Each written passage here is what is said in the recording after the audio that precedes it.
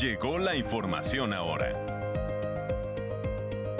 Información ahora. Quinta temporada. Desigualdad. Pero todo este problema se sigue acentuando de la desigualdad porque no hay programas en la misma medida de orden social para atenuar este ejercicio capitalista del neoliberalismo. Los programas sociales que se han venido implementando sin dejar de lado la bondad que esos pueden significar históricamente, tienen propósitos electorales. Toda esta parte que genera la desigualdad social es irrelevante y lo consideran quizás como un daño colateral o como algo normal. Hola, esta es la quinta temporada en Información Ahora, la IA. Presentamos un amplio reportaje sobre desigualdad. En esta ocasión, el 4 veces diputado y 2 veces regidor por distintos partidos políticos, Marco León, señala que nuestra ciudad se ha llenado de desarrollos inmobiliarios de lujo. Las colonias populares han enfrentado una urbanización lenta y con deficiencias en agua, salud, educación y transporte. Es bueno que haya crecimiento, pero el problema es que en muchas colonias la calidad de vida sigue siendo precaria y los esfuerzos para combatir la pobreza avanzan muy lentamente, asegura el regidor. Vea la entrevista completa. Mi nombre es Marco Antonio León Hernández. He sido académico 28 años de mi vida, me he dedicado a la vida sindical y mi pasión es fundamentalmente la política.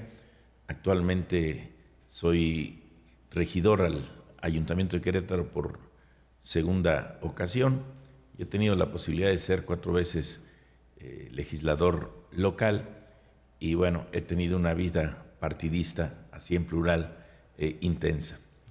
4 veces diputado por 4 distintos partidos, habría que aclararlo también. Así es. Perfecto. Doctor, ¿cómo observa las desigualdades que hay en un municipio como Querétaro? Mira, primero habría que determinar de manera muy clara y contundente que la desigualdad es una realidad, que hay grupos vulnerables. La causa es importante conocerla. Si bien podemos ubicar desde el siglo XVII,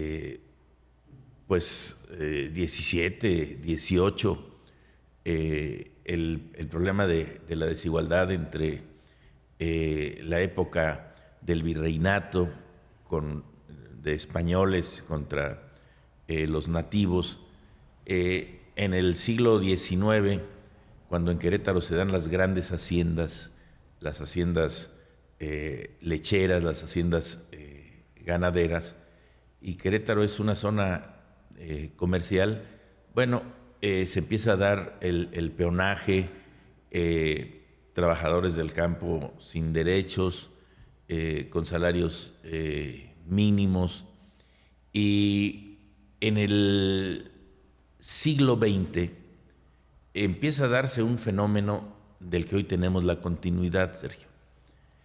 Allá por los años 60, cuando Manuel González de Cosío era gobernador del estado, en este Querétaro entre rural y comercial, un día decide Manuel González de Cosío hacer un acuerdo con el ingeniero Bernardo Quintano Arrioja para traer la industrialización a Querétaro. Gran idea, traen a todas las empresas del grupo ICA, del grupo Spicer, Tremec, Industria del Hierro, Compacto, toda esa gran cantidad de fábricas. Anteriormente solo teníamos nosotros que si la Hércules, que si la Bonetera Queretana, pero eran fábricas de textiles con mucha trascendencia, con mucha lucha política, sobre todo en el caso de Hércules, pero no era la gran ciudad industrial. ¿Y qué pasa? Bueno, pasan varias cosas. Primero, se les olvida que en Querétaro no había obreros. Y esto origina entonces una migración muy importante de México, de Puebla, de Toluca, de San Luis Potosí, de León, de Guadalajara y de algunos otros lugares. Bien, llegan a Querétaro en busca de las fábricas que necesitaban obreros. Pero teníamos otro gran problema, y que es donde se empieza a acentuar una desigualdad urbana muy fuerte. No había dónde dormir, no había dónde vivieran. Y se empiezan a dar en consecuencia todos los asentamientos irregulares en Lomas de Casablanca, en Bolaños, en todos los alrededores. Satélite. Se dan las invasiones fundamentalmente, Sergio. Una gran cantidad de población entonces con salarios bajos, sin servicios elementales, sin agua, sin salud, sin educación, sin seguridad, sin transporte. ¿Esos son los 60 y 70? Esos son los 60 fundamentalmente y principios de los 70. Y después empieza a darse el boom inmobiliario y el boom de traer industrias con el orgullo de que generan muchos millones de inversión y una gran cantidad de empleos. Sí, pero todo este problema se sigue acentuando de la desigualdad porque no hay programas en la misma medida de orden social para atenuar este ejercicio capitalista del neoliberalismo que genera una profunda desigualdad, no solo en los salarios, que es una parte fundamental, sino en la calidad de vida. Vienen los grandes desarrollos inmobiliarios, impresionantes. Anteriormente el único desarrollo importante en Querétaro era el campestre, un despojo, por cierto, a los grupos campesinos, porque era ejido, y del ejido se da un decreto presidencial para que sea el club campestre. Fuera de eso no había ninguna colonia lujosa. Hoy sobran, y qué bueno que sobren, pero el problema es que en todas las demás colonias el nivel de vida para ir luchando contra la pobreza, contra el déficit de servicios, es muy lenta. Es decir, los gobiernos de los últimos años, principalmente de este siglo, se han preocupado por el desarrollo económico, pero no por el desarrollo social. Me parece que esto es lo que ha generado en una medida importante la pobreza o la diferencia social, la desigualdad que hoy encontramos en Querétaro. ¿Padecemos de una precariedad en salarios, una precariedad en falta de oportunidades? Sí, en el término que lo señalas. Sí hay oportunidades de empleo, pero en términos generales no bien pagadas. Esta es una realidad. ¿Cómo se demuestra esto? Bueno, vamos a dar una vuelta a las comunidades tanto de Santa Rosa como de Carrillo. Vamos a ir a ver las colonias populares de los alrededores de la ciudad, y seguramente en la mayoría vamos a tener una ocupación per cápita importante, sí, pero uno de los parámetros, a mí me parece, para medir la desigualdad social es si el salario que reciben le permite tener las condiciones que señala la Constitución, además en el 123, que el salario mínimo les permita resolver todos sus problemas de transporte, de educación, de alimento, de escuela, de salud, de vestido, como lo señala la propia Constitución, y estamos muy lejos de que sean salarios remuneradores. Este es un problema, pero el otro problema también tiene que ver con el Estado en todo su sentido, tanto federal, estatal y municipal, para ir resolviendo en tiempo y forma los servicios a los que merece la dignidad de los seres humanos. ¿Le ha fallado ahí el Estado, así como usted lo plantea, desde la federación hasta el municipio? ¿Les ha fallado? Sí, por supuesto. Y tenemos que ser muy claros. Los programas sociales que se han venido implementando, sin dejar de lado la bondad que esos pueden significar históricamente, tienen propósitos electorales cada día más acentuados. En el pasado había programas hacia el campo que, como decíamos algunos, el propósito de esos programas al campo era mantener la pobreza, mantener la miseria, es decir, que no se murieran los pobres. Eso era lo que se trataba, porque no eran apoyos que les permitieran salir adelante en la producción agropecuaria, ni mucho menos mejorar la calidad de vida, ¿verdad? Qué crudeza. Sí, y hoy en día se lo seguimos viendo, ¿no? Y estos mismos programas que ahora se empiezan a implementar de manera pues significativa y de manera muy contundente desde el sexenio pasado, de otorgar dinero como una política pública y de elevarlo a rango constitucional, ¿sirven de algo? Sí, sí sirven de algo. Evidentemente, si una familia en condiciones de pobreza, de la tercera edad, reciben cada mes 3,000 pesos, es importante, les ayuda a minorar por lo menos el problema de la alimentación. Si son la pareja, bueno, ya es un poco mejor.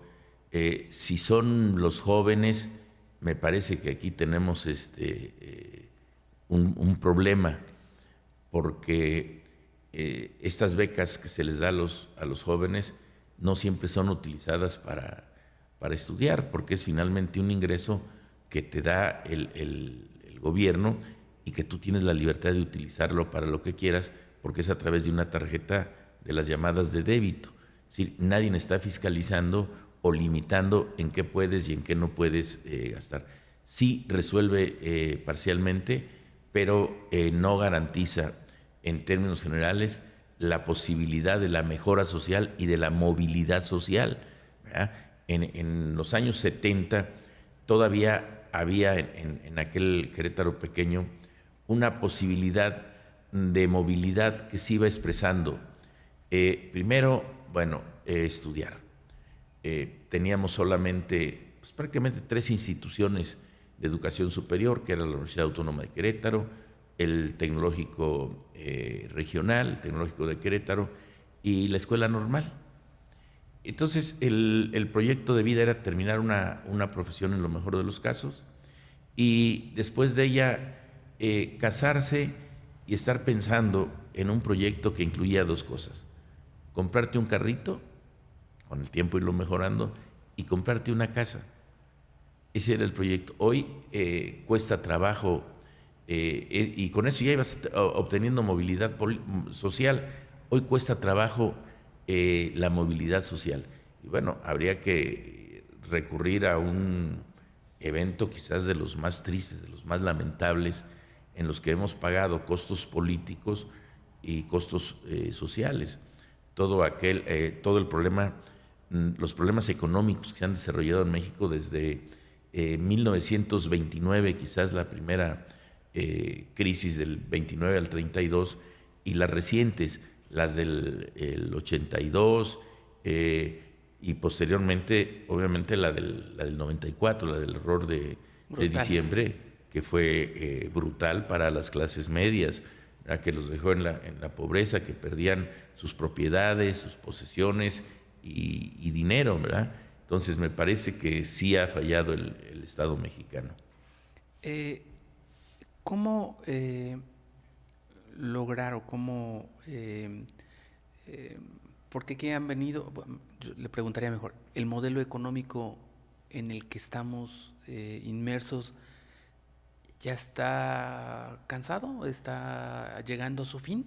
Sí, bueno, ya desde hace años muchos pensadores, muchos economistas han planteado que este problema de libre mercado, este problema neoliberal, como se le llama también, se ha fracturado en el sentido que no cumple su propósito, y el propósito es el ser humano. Ese es el propósito. No solo la riqueza de las naciones, como diría Adam Smith en su momento, es decir, que exista mucho dinero, no. La distribución de la riqueza es un problema fundamental en este país. En el caso concreto que estamos platicando en el municipio de Querétaro, desde las estructuras gubernamentales, especialmente desde el municipio, se ha generado un desequilibrio en cuanto a lo ecológico, al medio ambiente y en cuanto al desarrollo social de los seres humanos, cuando de repente hay crecimientos brutales mediante los cambios de uso de suelo a través de los grandes inmobiliarios que tienen información privilegiada desde siempre de programas, de proyectos, y que entonces se generan grandes colonias, grandes fraccionamientos, y que estos complican la movilidad de la ciudad. ¿Cómo podemos hablar de mejorar la movilidad cuando estamos hablando que llegan una cantidad importante de empresas y que van a traer trabajadores de fuera también? Pues por eso es el crecimiento de la ciudad. ¿Cómo hablar de calidad de vida en esas condiciones cuando en Querétaro estábamos acostumbrados a la calidez de la relación personal? Es decir, en Querétaro era una ciudad segura todavía en los 70, no solo porque nos identificábamos una gran cantidad de los queretanos y porque nos conocíamos muchos de nombre, de apellido, de actividad y de domicilio, sino porque se dejaban las puertas de par en par abiertas y quien quería entraba y tomaba agua. Había en algunos lugares donde ponían algunos recipientes de barro para que quien quisiera tomar agua, o se entraba libremente a las casas, o los carros, cuando no se utilizaba el aire acondicionado, se dejaban las ventanillas abajo y no pasaba nada. Hoy es una ciudad despersonalizada. Hoy vamos a una plaza comercial y es muy difícil encontrar a conocidos, o ir al centro, o ir a muchos lugares. Es el pago injusto, todo esto, de un crecimiento mal ordenado y mal planeado. Si hay un plan de desarrollo, ¿por qué no se respeta? Tan simple como eso. ¿Por qué se tiene que estar modificando? Nosotros supondríamos que el plan de desarrollo está hecho por técnicos, por especialistas, que saben cómo debe crecer la ciudad y en dónde no, que saben qué áreas agrícolas, qué áreas de captación de agua se tienen que respetar. Pero bueno, frente a todo el proceso económico de desarrollo que ha tenido Querétaro, toda esta parte que genera la desigualdad social es irrelevante y lo consideran quizás como un daño colateral o como algo normal, como si quienes lo sufren no fueran seres humanos.